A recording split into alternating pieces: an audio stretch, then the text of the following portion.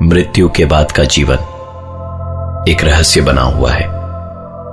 एक ऐसा रहस्य जिस पर विज्ञान ने भी आज तक किसी प्रकार की रोशनी डालने की कोशिश नहीं करी। क्या होता है मृत्यु के बाद हमारे इस पाक शरीर का, जो मिट्टी में तो मिल जाता है परंतु आत्मा के स्वरूप में वो हवा में यूं ही विलीन होती है। आत्माओं का अस्तित्व जरूर होता है, अन्यथा मुक्ति नामक चीज की उत्पत्ति शायद नहीं होती। आज की कहानी रहस्य और रोमांच के साथ खौफ से भी भरी है। इस कहानी के दो मुख्य किरदार हैं। एक मनीष, जिसे बचपन से ही एक अजीब बीमारी थी जो बाद में जाकर उसका पेशा भी बन गई।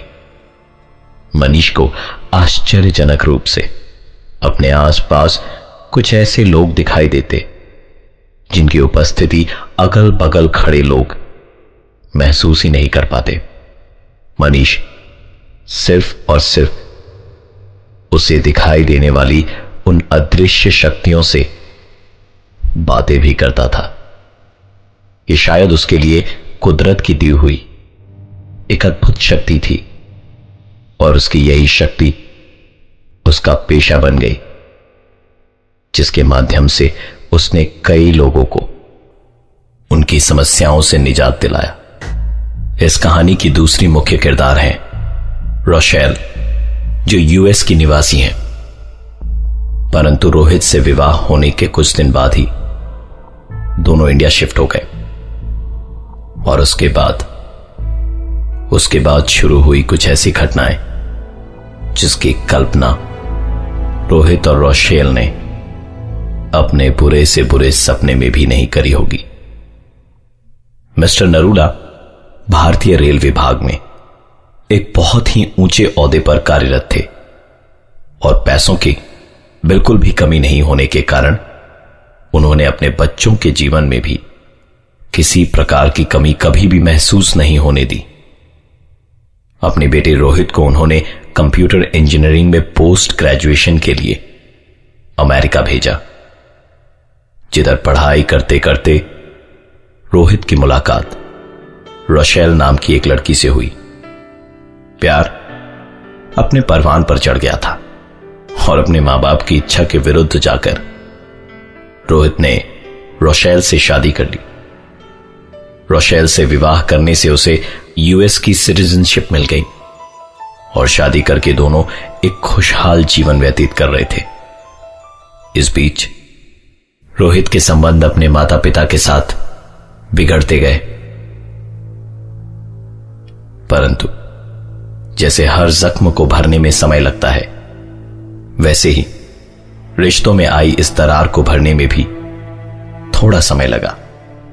ऊपर वाले ने रोहित और रोशेल को एक सुंदर सी बेटी से नवाजा और उनकी जिंदगी में आए खुशी के ये पल ही परिवार वालों से दोबारा जुड़ने का रास्ता बने। रोहित के पिताजी को जैसे ही उनके दादा बनने की खुशखबरी मिली, वो फूले नहीं समाए और सारे शिकवे गिले भुलाकर अपनी पोती को देखने अमेरिका पहुंच गए। उन्होंने रोहित से गुजारिश भी करी कि वो अब भारत में शिफ्ट हो जाए, क्योंकि वहां भी बड़ी से बड़ी आईटी कंपनियां हैं जहां उसे और रोशेल को आराम से नौकरी मिल जाएगी। अपने पिता की कही हुई बातों पर अमल करते करते रोहित को 2 साल लग गए, परंतु देर आए दुरुस्त आए। इस बीच उनकी बेटी भी बड़ी हो गई थी, जिसका नाम उन्होंने अनीता रखा था। साल 2003 में रोहित सपरिवार इंडिया शिफ्ट हो गया, जिधर उसके पिताजी ने उनके रहने वास्ते एक अलग सा बंगला खरीद रखा था। रोहित और रोशेल को यह बंगला बहुत पसंद आया, क्योंकि इसकी खूबसूरती को 4 चांद लगा रहे थे। इसका समंदर के पास अवस्थित होना। इसी घर से शुरू हुआ कुछ ऐसी अजीबोगरीब घटनाओं का सिलसिला जिससे रोहित आज भी उबरने की कोशिश कर रहा है, क्योंकि उसने उसने अपनी पत्नी रोशेल को मौत के मुंह में खुद को जानबूझकर धकेलते हुए देखा था। रात करीबन 1 बजे रोहित की आंख खुली तो उसने पाया कि उसकी पत्नी रोशेल वहां मौजूद नहीं है। वो उसे खोजता खोजता छत पर जा पहुंचा और ये देखकर उसकी आंखें फटी की फटी रह गईं कि रोशेल छत के किनारे पर खड़ी थी। अगर वो एक कदम भी आगे बढ़ाती तो सीधा मौत के मुंह में होती। रोहित धीरे धीरे दबे पांव उसके पीछे पहुंचा और पीछे पहुंचकर एक ही झटके में उसे अपनी ओर खींच लिया। रोशेल अजीब निगाहों से रोहित की ओर देख रही थी, मानो जैसे उसकी आंखों में कई सवाल छिपे हों। उसे कोई मालूमात नहीं थी कि वो रात के इस पहर छत पर अकेली कैसे पहुंची। रोशेल को लग रहा था शायद वो कोई सपना देख रही हो, परंतु जो कुछ भी वहां हो रहा था वो एक सच था, ना कि कोई तिलिस्म। रोहित को लगा शायद रोशेल नींद में चलते चलते यहां तक पहुंच गई होगी, परंतु ऐसा था नहीं, क्योंकि रोशेल को नींद में चलने की बीमारी तो थी ही नहीं। कुछ भी याद नहीं था उसे कि वो वहां कैसे पहुंची। थोड़े दिन में रोहित और रोशेल दोनों ही इस घटना के बारे में भूल चुके थे और एक बार फिर से सामान्य रूप से जीवन जी रहे थे कि तभी अचानक एक ऐसी घटना घटी जिससे रोहित अंदर तक सहम गया था और पढ़ा लिखा होने के बावजूद भी जीवन के उस पार के जीवन की बातों पर विश्वास करने लगा। परंतु इस घटना के कुछ दिन बाद और एक घटना घटी जो अविश्वसनीय थी रोहित के लिए। उस दिन रोहित को घर आने में थोड़ी देर हो गई। रात करीबन 1 बजे जब वो घर पहुंचा तो घर का दरवाजा खुला पड़ा था। रोशेल इस तरह की गलती कभी नहीं कर सकती, इसका रोहित को यकीन था। इसलिए रात के इस वक्त घर का दरवाजा खुला होने से उसकी चिंता और भी बढ़ गई। घर के अंदर घुसते ही उसने अपनी पत्नी को आवाज लगाई, परंतु 4-5 बार आवाज लगाने के बाद में भी, बेडरूम की जांच करने के बाद भी रोशेल का कोई अता पता नहीं था। इसी बीच अजीब से सन्नाटे को चीरती हुई उसने अपनी बेटी अनीता की रोने की आवाज सुनी। यह आवाज अनीता के कमरे से आ रही थी। वो दौड़ता हुआ जब कमरे में गया तो भय से उसके पांव कांप रहे थे। अनीता कमरे के एक किनारे में बैठी थी और रोशेल अपने चेहरे पर एक अजीब से मुस्कान और आंखों में क्रोध लिए अनीता को घूरे जा रही थी। पहली बार रोहित ने अपनी पत्नी रोशेल पर हाथ उठाया और अचानक ही सब कुछ मानो सामान्य सा हो गया।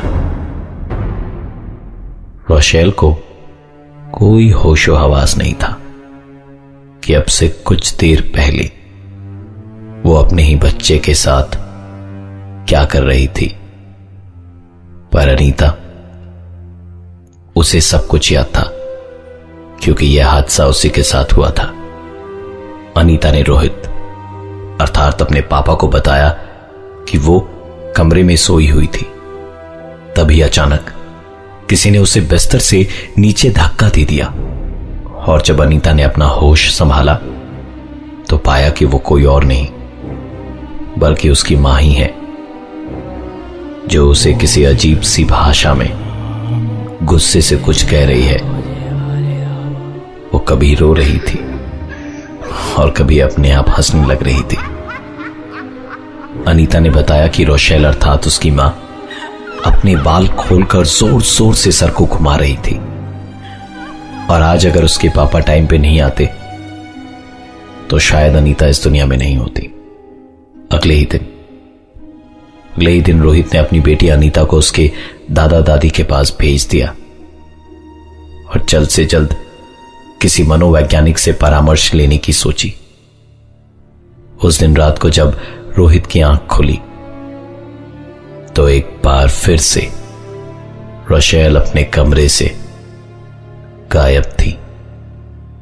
पूरे घर में खोजबीन करने के बाद रोशेल फिर से अनीता के ही कमरे में मिली और इस बार वो टकटकी लगाए सीलिंग फैन की ओर देख रही थी। रोहित ने जब उसे जोर से झकझोड़ा तो रोशेल ने उसकी तरफ क्रोधित निगाहों से देखते हुए जोर से चिल्लाते हुए उसे उर्दू भाषा में अपशब्द कहने शुरू कर दिए। चिल्लाने के साथ साथ रोशेल चीजें उठाकर उसकी तरफ फेंकी जा रही थी।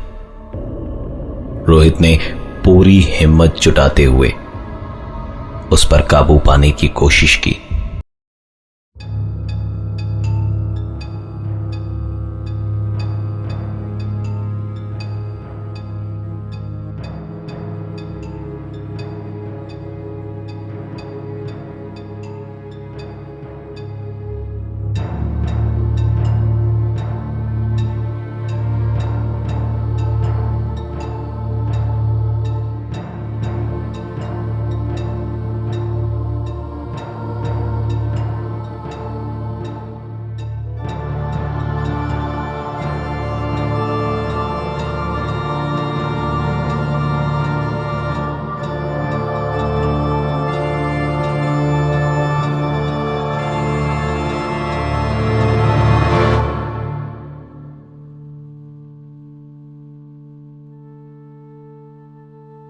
अपने आसपास मृत लोग दिखाई देते थे जिन्हें हम अपनी आंखों से नहीं देख पाते।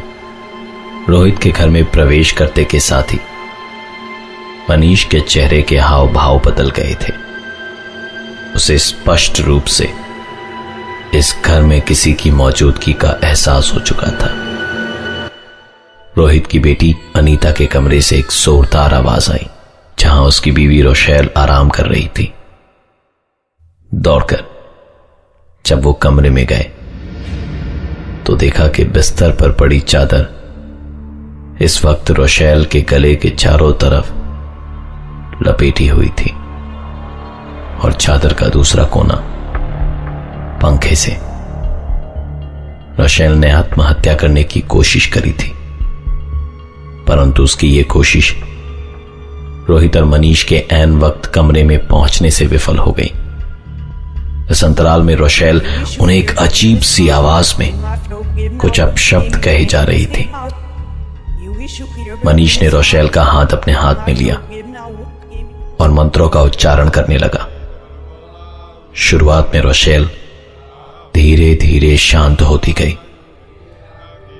परंतु उसके कुछ क्षण बाद ही मनीष के शरीर से पसीने छूटने लगे और उसके गले से मंत्रों का उच्चारण एकाएक रुकने लगा। रोहित ने समझदारी दिखाते हुए तुरंत मनीष का हाथ खींचता हुआ कमरे से बाहर ले गया। करीबन 1 घंटे के बाद जब उसे होश आया उसने रोहित से कहा कि हमें किसी भी तरह रोशेल को उस कमरे से बाहर निकालना होगा। मनीष और रोहित एक बार फिर कमरे के अंदर गए और एक बार फिर शुरू हुआ सबकी आंखों के सामने। मनीष इस बार दिमागी तौर पर तैयार था क्योंकि उसे जिंदगी और मौत का सिलसिला